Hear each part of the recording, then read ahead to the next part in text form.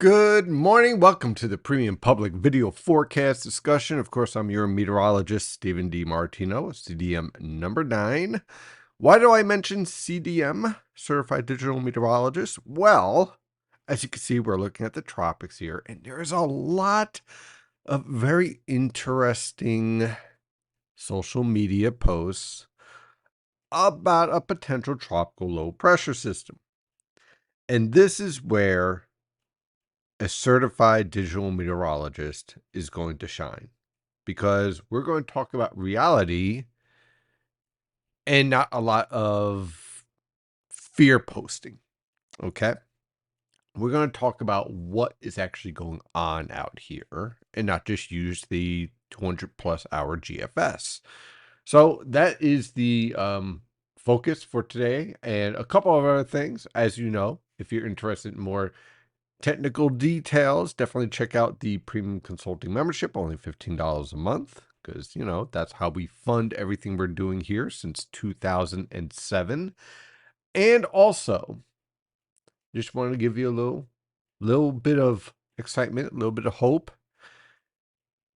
Today, I am starting to develop the winter forecast. As you know, I always wait until the end of September, and we issue it around October 20th to 26th, depending on timing.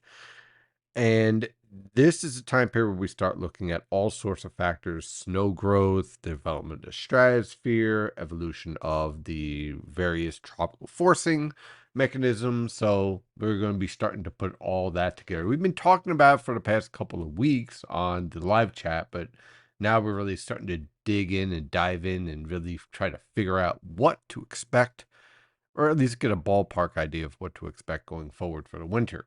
Now, let's take a look at the tropics. Currently, right now, not a lot going on. The intertropical convergence zone is as dead as you could possibly have it for this time of year. Again, we're at the peak of the hurricane season climatologically, and the intertropical convergence zone is, well, it looks like something that's out of like June. It's very, very surprisingly dead. We do have the remnants of Gordon here that is getting sheared apart still. There's a slight chance it could redevelop a brief warm core low today or tomorrow, but other than that, it's going to get sheared apart. We have another area of low pressure right here that's producing some disorganized showers and thunderstorms. Hasn't really shown much in the way of any type of enhanced development, and it is also running into a lot of shear and dry air, so not really expecting all that much out of it. Now, of course, everyone is focusing on the Western Caribbean. Right now, we have a trough here. Finally, we have some sustained convection here. So we are watching this trough here to see where it starts to develop a low-level circulation, and where it develops is very, very important, because we need to know, first of all, is this low-level circulation going to be interacting a lot with Central America, with the landmass? Is it going to be moving over the warmest bodies of water? Will it be pulling in some dry air? We need to learn what the structure of the low pressure system is before we could trust any of the model guidance in terms of track or intensity. So, why are we seeing this increase in model guidance? Well, that's a great question. So, I'm going to show you. So, first of all, we zoom in and we see this trough here. And you can see not much in the way of low-level circulation, plenty of thunderstorms, as you would expect, very cold cloud tops, strong lifting with this trough, which is typical in this tropical environment. So nothing really brewing here. And in terms of the overall atmospheric environment, see this dry air here? This is a bit of an issue for developing tropical low pressure systems, because dry air and tropical low pressure systems do not mix very well. So we have this factor that we're going to have to really watch. As you can see, we also have this trough here. Why am I pointing this out? This trough and the progression it takes to the east, along with these other little short waves within the long wave trough, will have a major factor in exactly where this tropical disturbance actually ends up. See, the position of this trough being positively tilted would suggest that you would get a southwesterly flow eventually developing by next week around the Gulf of Mexico. But how deep is this trough? How fast does it move? These are questions that are still being debated in the synoptic model guidance. And so that's why you're getting various different results. But as you can see, right now, we do not have a low level circulation. We have certainly signs of a trough here, a little bit of a semi unclosed circulation, kind of an elongated circulation out here. So you probably want to watch down here. That's associated with a lot of strong thunderstorms. Not much else anywhere else, just very much signs of a tropical trough. That's about it. And you got these winds coming in.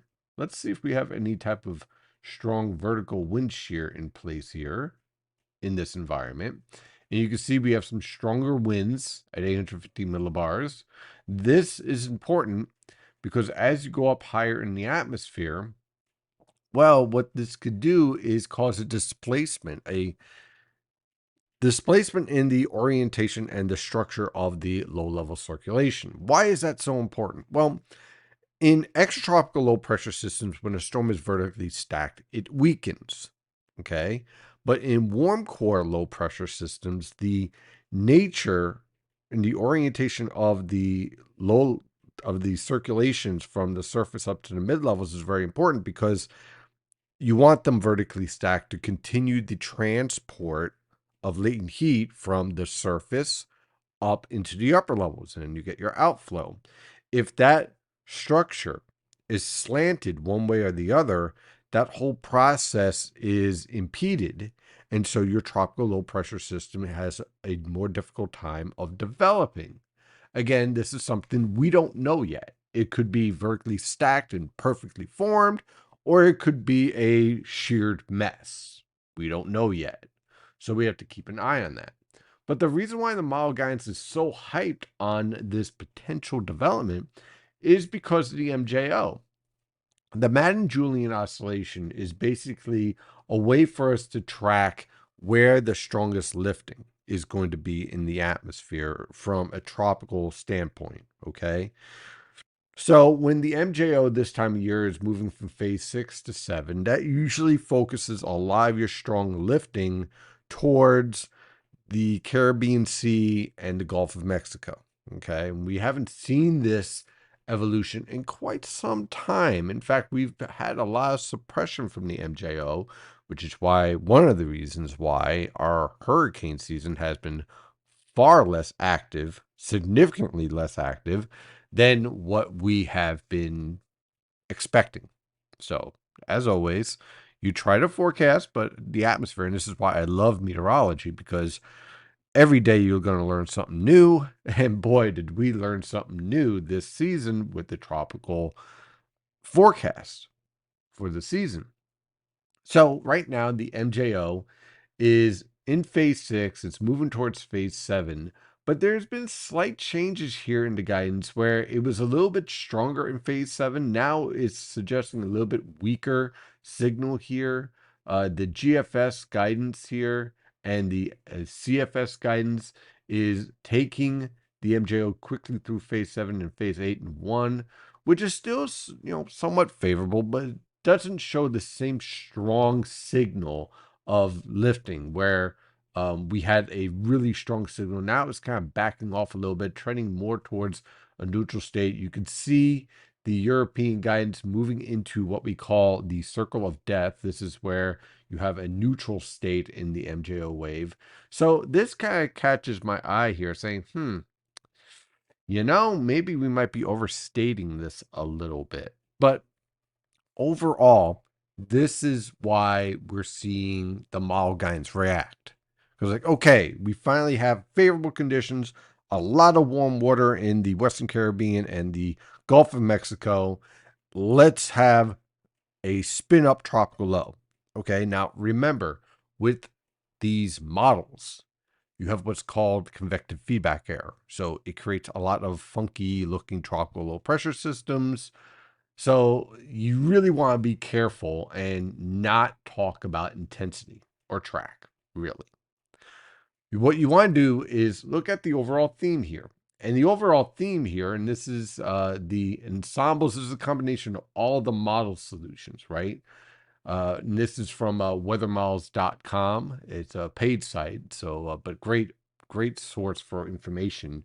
And what do we have here? Well, we have our two tropical disturbances that are keeping an eye on. Notice that they're very weak here. You see, when you have this green color, this means it's a weak low pressure system. So a lot of weak low pressure systems here, not really expecting all that much turning up in the northern Atlantic.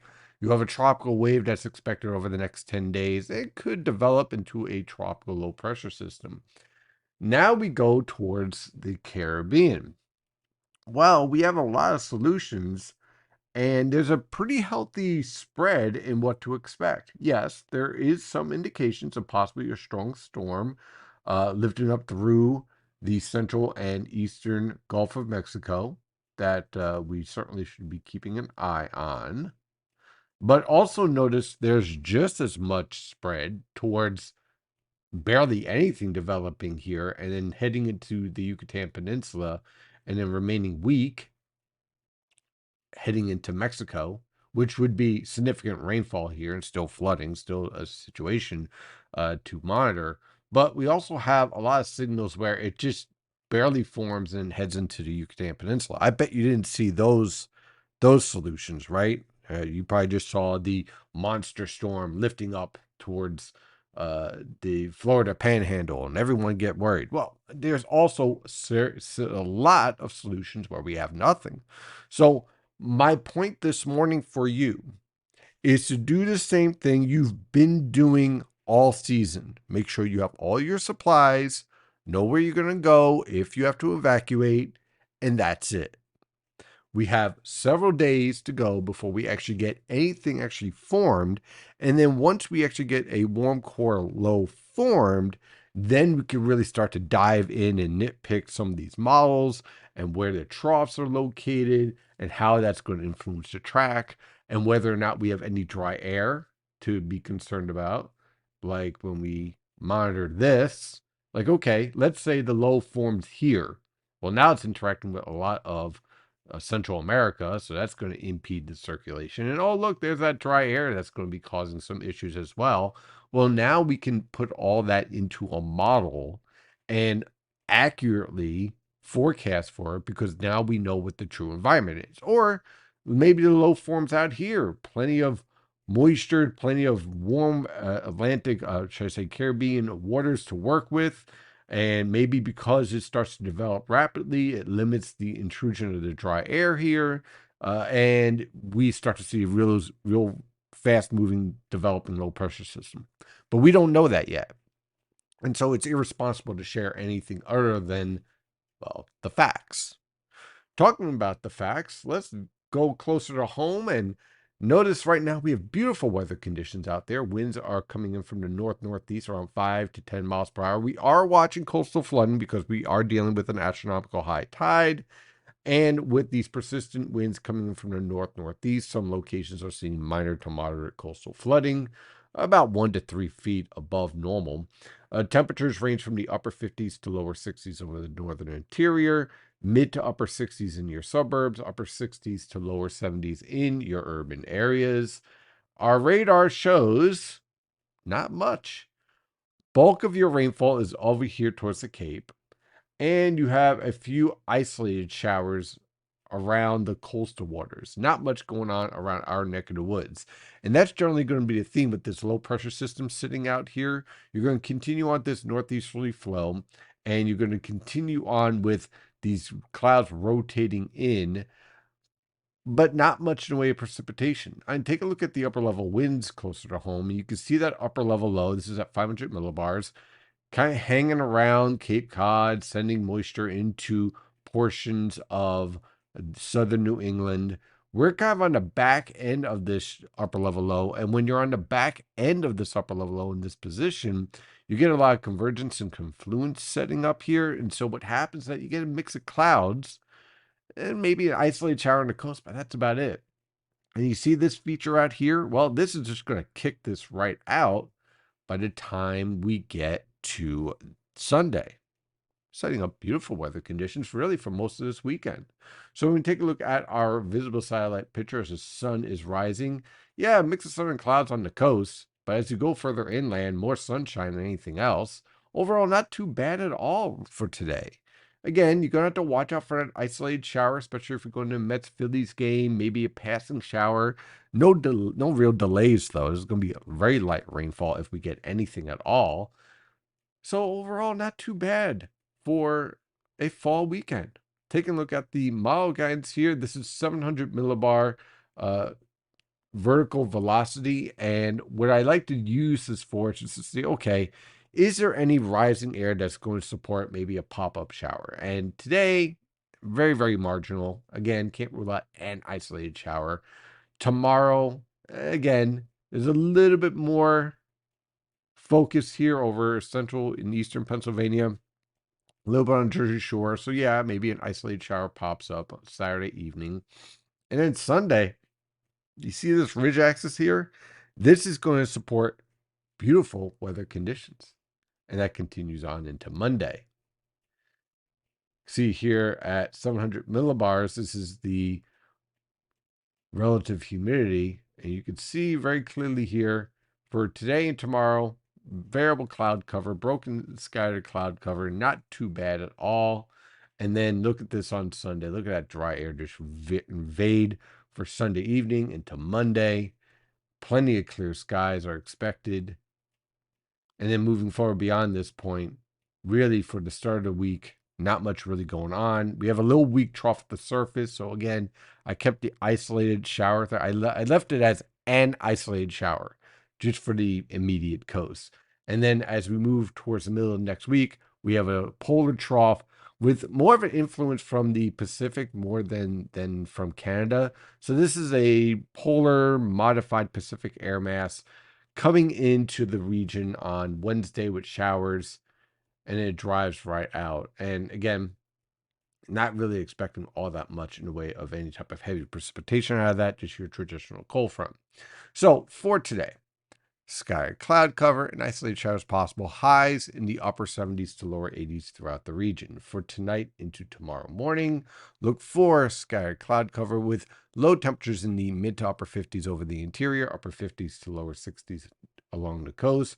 For tomorrow afternoon, look for mid 70s along the coast and over the interior, upper 70s to lower 80s in the Delaware River Valley. On Sunday, again, scattered cloud cover and isolated showers possible in the morning, followed by clearing skies in the afternoon. Look for low temperatures in the upper 50s to lower 60s, high temperatures in the lower to mid 70s. On Monday, scattered cloud cover, again, isolated shower possible along the coast. During this entire time period, we're going to continue on to easterly winds, so definitely watch out for coastal flooding of 1 to 3 feet along the immediate coast. Temperatures on Monday will range from the mid to upper 50s for lows and high temperatures in the upper 60s to lower 70s over the interior and along the coast, lower to mid 70s in the Delaware River Valley. On Tuesday, that cold front will be approaching from the west with an onshore flow over our neck of the woods. It's going to lead to increasing cloud cover and an isolated shower possible. Look for low temperatures in the mid to upper 50s over the interior, upper 50s to lower 60s along the coast. High temperatures in the mid to upper 60s over the interior, upper 60s to lower 70s along the coast.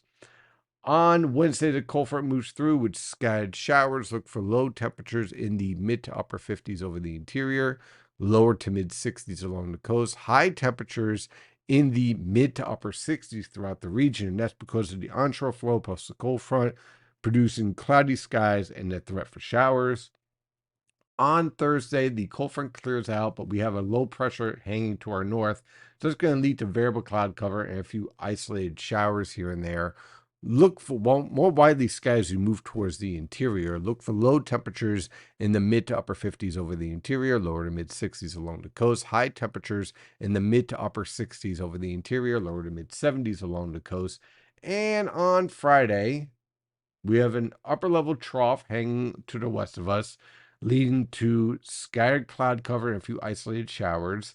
There's our tropical mischief down there that we'll be keeping an eye on, seeing if that interacts with our cold front, transporting moisture northward. But right now, that's That's really up in the air. But one thing is for sure, a little bit more of a polar air mass in place for our area, with low temperatures in the upper 40s to lower 50s over the northern interior, lower to mid 50s along the coast, and high temperatures in the upper 60s to lower 70s over the northern interior, lower to mid 70s along the coast.